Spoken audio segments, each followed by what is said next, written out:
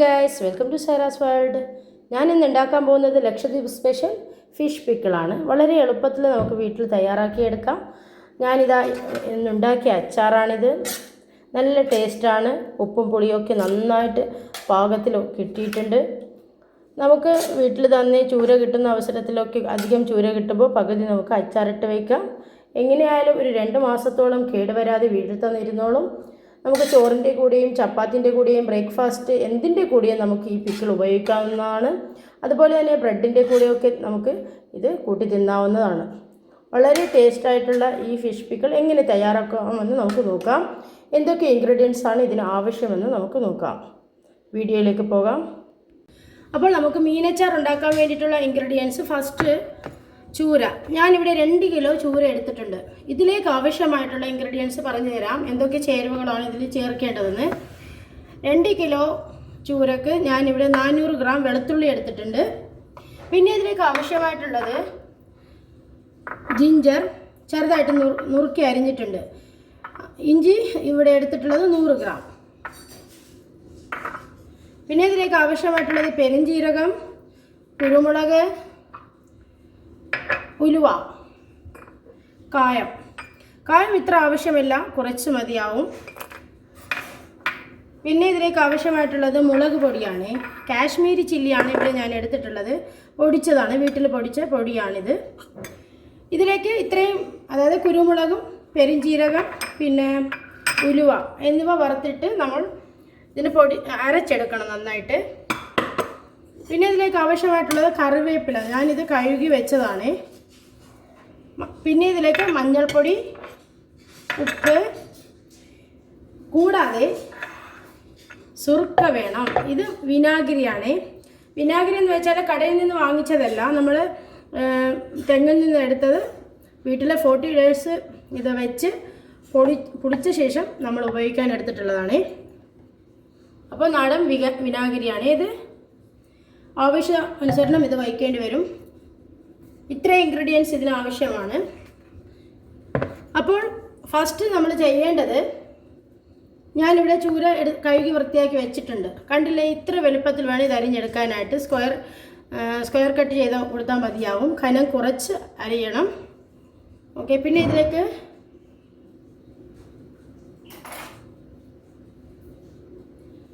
ആവശ്യത്തിനുള്ള ഉപ്പിട്ട് കൊടുക്കാം.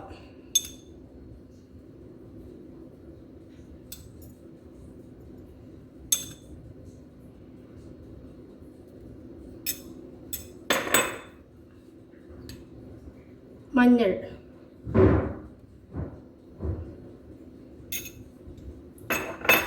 ഉപ്പും മഞ്ഞളും ഇട്ടിട്ട് നന്നായിട്ട് ഇത് പുരട്ടി വെക്കണം.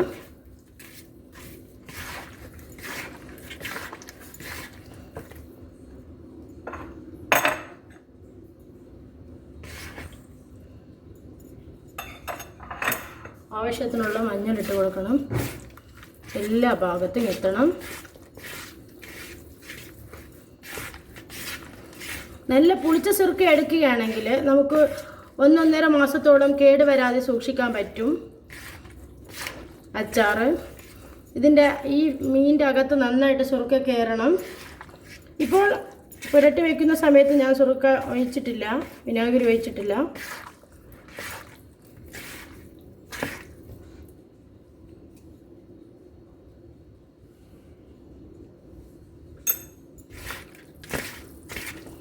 നന്നായിട്ട് മഞ്ഞളും ഉപ്പും നന്നായിട്ട് എല്ലാ ഭാഗത്തും എത്തണം.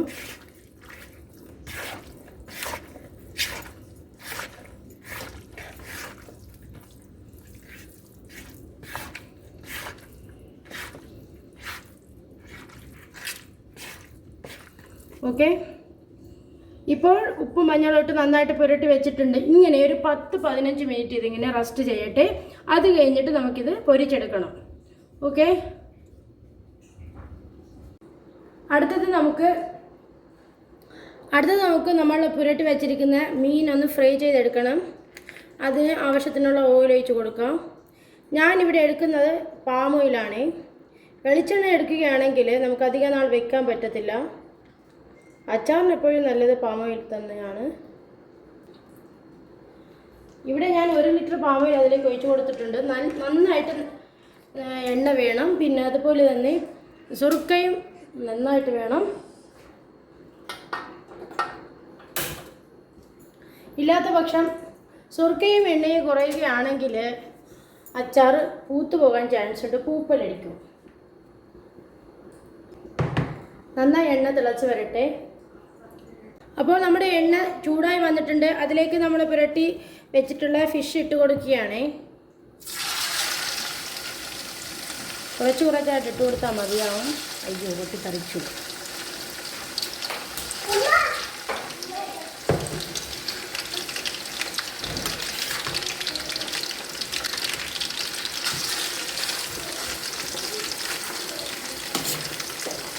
നന്നായിട്ട് മൊരിയിച്ചെടുക്കണ്ട, ഒരു ആവറേജ് വെന്ത് കിട്ടിയാൽ മതി. എണ്ണ നന്നായിട്ട് വേഗണം, ഓവർ മൊരിയിക്കണ്ട.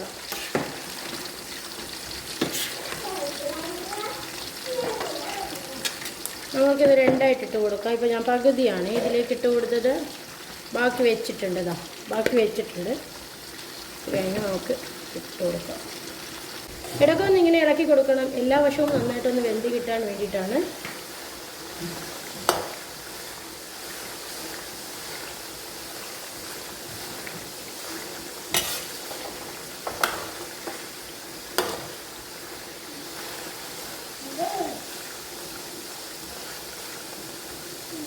നന്നായിട്ടൊന്ന് വെന്ത് കിട്ടട്ടെ.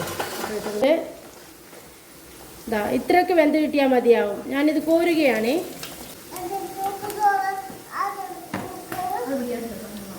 ഓക്കെ, വെന്ത് ഈ കളറാകുമ്പോൾ എടുത്താൽ മതി.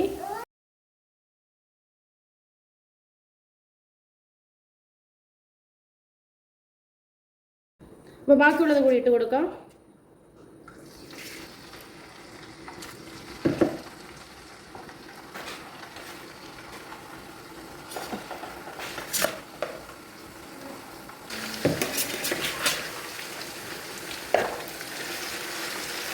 അപ്പോൾ ബാക്കിയുള്ള മീനും കൂടി ഇട്ട് കൊടുത്തിരിക്കുകയാണ്. ഇത് വറുത്ത് കോരിയ ശേഷം നമുക്കിതിലേക്ക് ഈ എണ്ണയിലേക്ക് തന്നെ കറിവേപ്പിലയും വെളുത്തുള്ളിയും ഇഞ്ചിയും ഒക്കെ വറുത്തെടുക്കേണ്ടതായിട്ടുണ്ട്.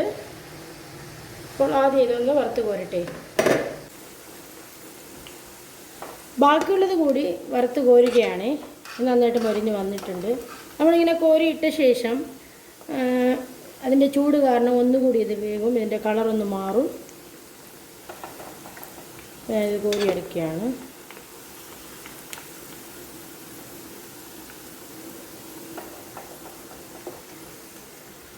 നമുക്ക് ചൂര കൊണ്ട് അച്ചാറിടുമ്പോൾ ചൂരയ്ക്ക് ഇങ്ങനെ അരിഞ്ഞെടുക്കാൻ വളരെ എളുപ്പമാണ്. നമുക്ക് പെട്ടെന്ന് നമ്മൾ പണി ചെയ്യും. പിന്നെ അതുപോലെ തന്നെ നമുക്ക് ചെറിയ ചാള വെച്ചും അച്ചാറിടാം. ഞാൻ ഇട്ടിട്ടുണ്ട് ചെറിയ ചാള വെച്ചിട്ട്, അതും നന്നായിട്ടുണ്ട്, നല്ലതാണ് നമുക്ക് കഴിക്കാൻ. അപ്പോൾ ഇത്രയാണ് നമുക്ക് വറുത്ത് കിട്ടിയത്. ബാക്കിയുള്ളത് നമുക്ക് വെളുത്തുള്ളി ഒന്ന് വറുത്ത് കോരണം.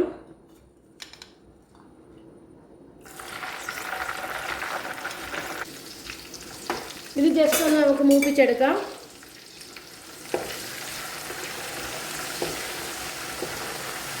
ഇതിപ്പോൾ ഇഞ്ചി ഇട്ടിരിക്കുകയാണ്. ഒരു 2-3 മിനിറ്റ് എണ്ണയിലിട്ടിട്ടൊന്ന് വറുത്ത് കോരിയാൽ മതിയാകും. കൂടുതൽ വേവിക്കേണ്ട, കാരണം നമുക്ക് ബാക്കി കുക്കിംഗ് ഉണ്ടല്ലോ. മുളകൊക്കെ ഇട്ട ശേഷം നമ്മളിത് വേവിച്ചെടുക്കുമല്ലോ അതിൽ കിടന്നിട്ട്, അതുകൊണ്ട്.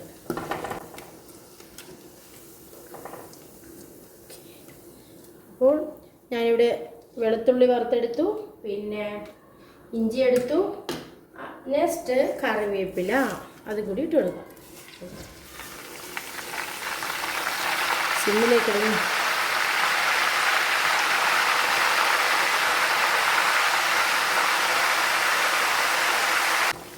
കറിയിലേയും കൂടി ഒന്ന് വറുത്തെടുക്കുകയാണ്. ഒരു 2 സെക്കൻഡ് ഇട്ട് കൊടുത്താൽ മതി. അടുത്തത് മുളകിന് വേണ്ടിയിട്ട് മുളകിലേക്ക് ഇടാനുള്ള സ്പൈസസൊക്കെ ഒന്ന് വറുത്തെടുക്കണം. ചെറിയ ചൂടിലാണ്, ചെറിയ ചൂടിലിട്ടിട്ട് ഒന്ന് വറുത്തെടുക്കാം.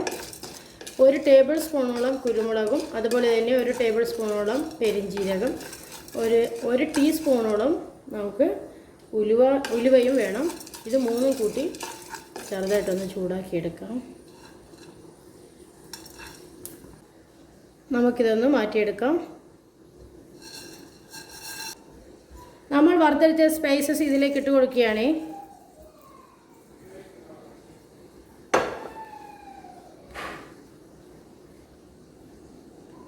ഇതെല്ലാം ഒന്നിച്ചിട്ട് നമുക്ക് മിക്സിയിലിട്ട് നന്നായിട്ടൊന്ന് ഇത് അരച്ചെടുക്കണം. ഞാനിത് അരച്ചെടുത്തിട്ട് വരാം. ഞാനിവിടെ ഒരു മിക്സിയുടെ ജാർ എടുത്തിട്ടുണ്ട്.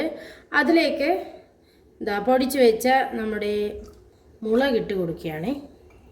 അതിലേക്ക് കുരുമുളക്, ഉലുവ, പിന്നെന്താ പെരുംജീരകം എന്നിവ വറുത്ത് അതും കൂടി ഇട്ട് കൊടുത്തിട്ടുണ്ട്.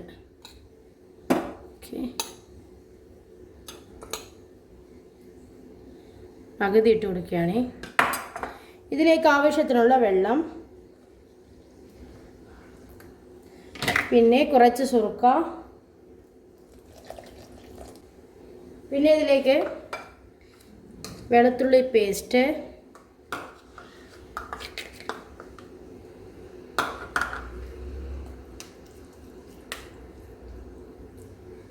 ഇഞ്ചി പേസ്റ്റ് എന്നിവ ഇട്ട് നന്നായിട്ടൊന്ന് അരച്ചെടുക്കണം.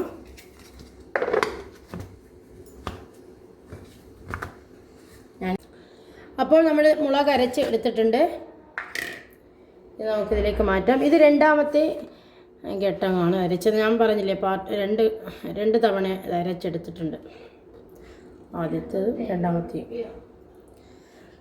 അപ്പോൾ ഇതിലേക്ക് ഞാൻ വെള്ളമല്ല ഒഴിച്ച് കൊടുക്കുന്നത്, സുർക്കയാണ്. സുർക്ക ഒഴിച്ചിട്ടൊന്ന് കഴുകിയെടുക്കാം. നമുക്ക് എന്തായാലും കുറേ സുർക്ക ആവശ്യം വരും. ഓക്കെ, നമ്മൾ വറുത്ത് മാറ്റി വെച്ച ഈ എണ്ണയിലേക്ക് ഈ മുളക് ഒഴിച്ച് കൊടുക്കുകയാണ്.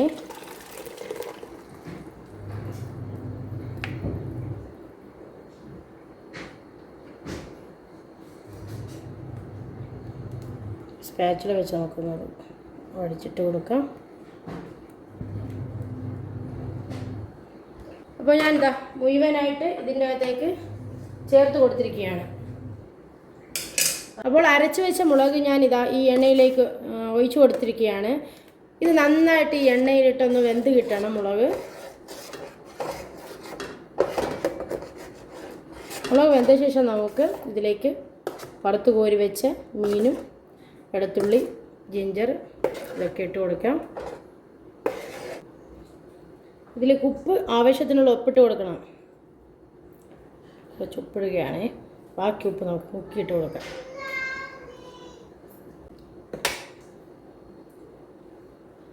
ഇത് നന്നായിട്ട് തിളവൊക്കെ വന്ന് വെന്ത് കിട്ടട്ടെ. അതുവരേക്ക് നമുക്കൊന്ന് ഇടയ്ക്കൊന്ന് ഇളക്കി കൊടുത്താൽ മതി. ഇപ്പോൾ ഏകദേശം മുളക് വെന്ത് തുടങ്ങിയിട്ടുണ്ട്. അടുത്ത ഇതിലേക്ക് നമ്മൾ വറുത്ത് കോരി വെച്ച മീനും പിന്നെ അതിൻ്റെ ബാക്കി ഇൻഗ്രീഡിയൻസും ഒക്കെ ഇട്ട് കൊടുക്കാം.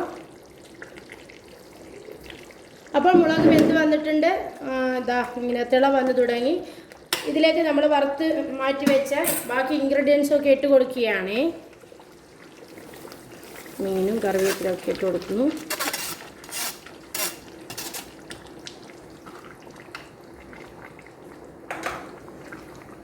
ഇട്ട് കൊടുത്തിട്ട് നന്നായിട്ടൊന്ന് ഇളക്കുക.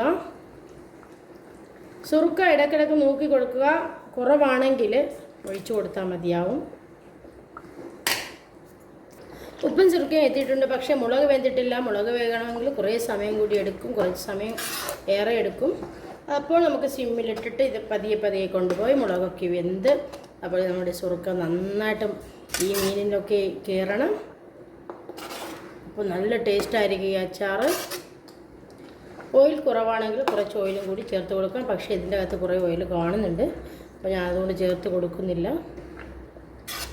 ഓയിലും സുറുക്കയും നന്നായിട്ടുണ്ടാവണം. ഞാൻ പറഞ്ഞതല്ലേ പൂപ്പലടിക്കും ഇത് രണ്ടും കുറഞ്ഞാൽ. ഇടയ്ക്കിടയ്ക്കൊന്ന് ഇങ്ങനെ ഇളക്കി കൊടുക്കുക, കാരണം അടിയിൽ പിടിക്കും. അടിയിൽ പിടിക്കാതെ നോക്കണേ. മണം വന്ന് തുടങ്ങിയിട്ടുണ്ട്. ഈ വെളുത്തുള്ളിയും പിന്നെ ഇഞ്ചിയും ഒക്കെ ഇട്ട് കഴിഞ്ഞാൽ നല്ല മണമായിരിക്കും. നമുക്കിത് കോക്കനട്ട് റൈസിൻ്റെ കൂടെയും പിന്നെ ചപ്പാത്തി, ബ്രെഡ് അതിൻ്റെ കൂടെയൊക്കെ കഴിക്കാം. ഹോസ്റ്റലിലുള്ള കുട്ടികളൊക്കെ കൂടുതലും നമ്മൾ ലക്ഷദ്വീപ് മീനെ കൊണ്ടുപോകുന്ന അച്ചാറുണ്ടല്ലോ, രാത്രിയിൽ ഹോസ്റ്റലിൽ വിശക്കൂലേ, അപ്പോൾ എടുത്ത് കഴിക്കാറുണ്ട്. ഞാനും അങ്ങനെ കഴിച്ച ഒരാളാണ്. നല്ല ടേസ്റ്റാണ്. കുറേ ഇത് വെക്കാൻ പറ്റും നമുക്ക്, കുറേ കൊണ്ടുപോയിട്ട്. നല്ല സുറുക്കയാണെങ്കിൽ 1-2 മാസത്തോളം നിൽക്കും. ഇതിപ്പോൾ നാടൻ സുറുക്കയാണല്ലോ ഒഴിച്ചത്. ഇതില്ലാത്തവർ വിനാഗിരി ഒഴിച്ചാൽ മതിയാവും. പക്ഷെ കുറച്ച് ക്വാണ്ടിറ്റി കൂട്ടി കൊടുക്കണം.